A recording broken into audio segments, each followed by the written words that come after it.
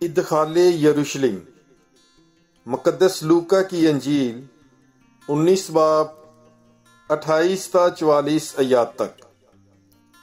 اور جب وہ یہ باتیں کہہ کر یروشلم کی راہ لے کر آگے آگے چلا، اور ایسا ہوا کہ جب اس پہاڑ پر جو زیتون کہلاتا ہے بیت فجے اور بیتنیہ کے نزدیک پہنچا، تو اپنے شاگردوں میں سے 2 کو یہ کہہ کر بھیجا کہ سامنے کے گاؤں میں جاؤ، اور اس میں داخل ہوتے ہی ایک گدھی کا بچہ بندھا ہوا پاؤ گے، جس پر کبھی کوئی آدمی سوار نہیں ہوا۔ اسے کھول کر لاؤ، اور اگر کوئی تم سے پوچھے کہ کیوں کھولتے ہو، تو اس سے یوں کہنا کہ خداوند کو درکار ہے۔ بھیجے ہوئوں نے جا کر جیسا اس نے ان سے کہا تھا ویسا ہی پایا، اور جب گدھی کا بچہ کھولنے لگے تو اس کے مالکوں نے ان سے کہا کہ اس بچے کو کیوں کھولتے ہو؟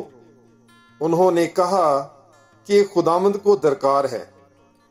اور وہ اسے یسوع کے پاس لائے اور اپنے کپڑے اس بچے پر ڈال کر یسوع کو سوار کیا۔ جب جا رہا تھا تو وہ اپنے کپڑے راہ میں بچھاتے جاتے تھے، اور جب وہ کوہ زیتون کے اتار پر پہنچا تو شاگردوں کی ساری جماعت ان سب معجزوں کے سبب سے جو انہوں نے دیکھے تھے خوش ہو کر بلند آواز سے یوں کہتے ہوئے خدا کی تمجید کرنے لگی کہ مبارک ہے وہ بادشاہ جو خداوند کے نام سے آتا ہے، آسمان پر سلامتی اور عالم بالا پر جلال۔ اور اس ہجوم میں سے بعض فریسیوں نے اس سے کہا کہ اے استاد، اپنے شاگردوں کو جھڑک۔ اور اس نے جواب میں کہا، میں تم سے کہتا ہوں کہ اگر یہ چپ بھی رہیں تو پتھر چلا اٹھیں گے۔ اور جب وہ نزدیک آیا تو شہر کو دیکھ کر اس پر رویا اور کہا، کاش کہ تو اسی دن میں ان باتوں کو جانتا جو تیری سلامتی کی ہیں، مگر اب وہ تیری آنکھوں سے چھپی ہوئی ہیں۔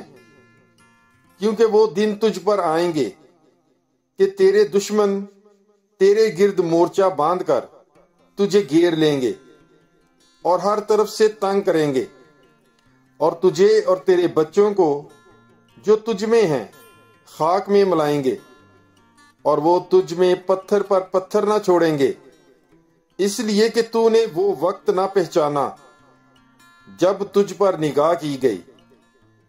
پاک کلام کے پڑھے اور سنے جانے پر خداوند کی برکت ہو۔ خدا کا شکر ہو۔ God bless you. Bible is life.